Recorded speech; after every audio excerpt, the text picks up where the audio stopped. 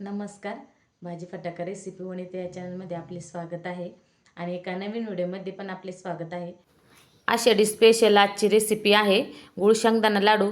तर चला जास्त वेळ न घालवता आता रेसिपीला सुरुवात करूया. अगदी झटपट आणि कमी वेळेमध्ये फक्त 5 मिनिटांमध्ये आपण हे उपवासासाठी लाडू तयार करणार आहे. तर इथं तुम्ही बघितलं आहे 1 वाटी शेंगदाणे घेतलेले आहे आणि शेंगदाणे मीडियम गॅसवरतीच भाजायचे नेहमी. चांगले लालसर शेंगदाणे भाजून झालेले आहे आपले.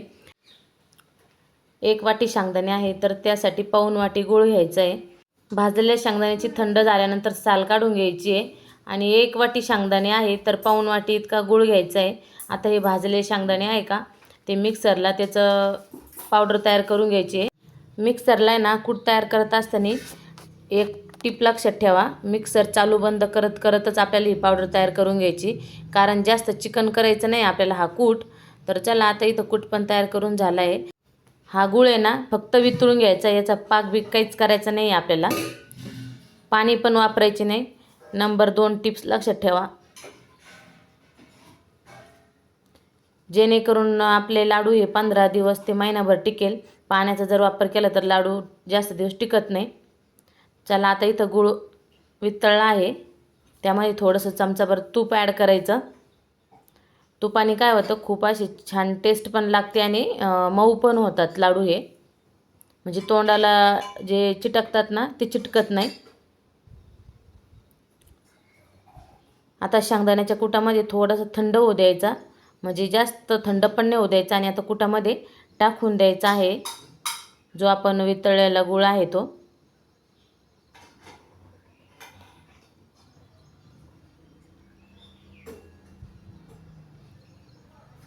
गरम असतं त्यामुळे उचटणीनेच त्याला मिक्स करायचं. आता बघू शकता तुम्ही, आता हातांनी केलं तरी पण चालेल.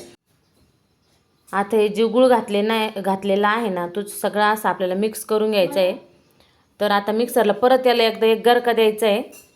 आपण डायरेक्ट नेहमी शेंगदाणे आणि गूळ मिक्स करतो ते लाडू बनवतो, पण ह्या पद्धतीचे करून पहा, खरंच खूप टेस्ट खूप छान लागते या लाडूंची.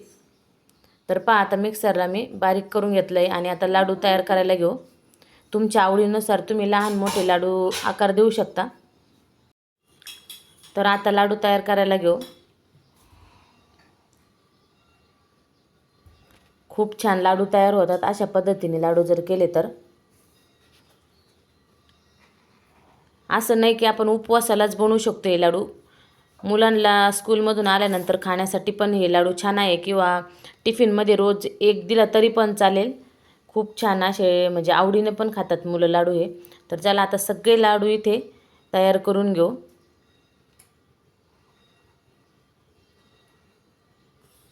आणि ज्यांच्या घरात लहान मुलं आहे ना त्यांनी तर खरंच केले पाहिजे, किंवा एखाद्याची मुलं हॉस्टेलला वगैरे असतात, बाहेर शिक्षणासाठी गेलेले असतात, त्यांनी पण करून दिले आपल्या मुलांसाठी तरी पण चांगलंच आहे. हे लाडू टिकतात खूप दिवस, महिनाभर किंवा 15 दिवस आरामशीर टिकून जातात.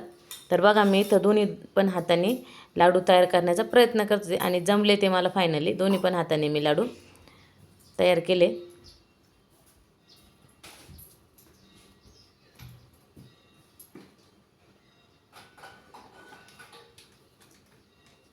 ज्यांच्या लक्षात आलं नसेल त्यांनी व्हिडिओ परत बघितलं तरी पण चालेल. चला आता इथं सगळे लाडू करून झालेले आहे.